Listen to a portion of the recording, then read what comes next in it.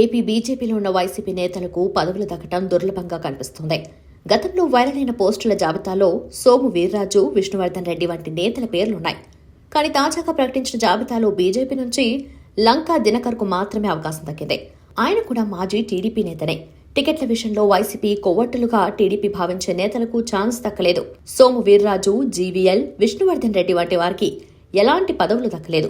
అయితే వీరి స్థాయి కార్పొరేషన్ల కంటే ఎక్కువ అని, ఎమ్మెల్సీ పదవుల కోసం వీరు ఎదురు చూసే అవకాశం ఉందని చెబుతున్నారు. కానీ ప్రస్తుత పరిస్థితి చూస్తే వారిని అస్సలు పదవులకు పరిగణలోకి తీసుకుంటారా అన్న డౌట్ వస్తోంది. వారు వైసీపీకి సానుభూతి పరులు అవునో కాదో కానీ టీడీపీని మాత్రం తీవ్రంగా వ్యతిరేకిస్తారు. అందులో సందేహం ఉండదు. టీడీపీ, వైసీపీ పక్కపక్కన పెడితే వారికి వైసీపీనే చాయిస్ అవుతుంది.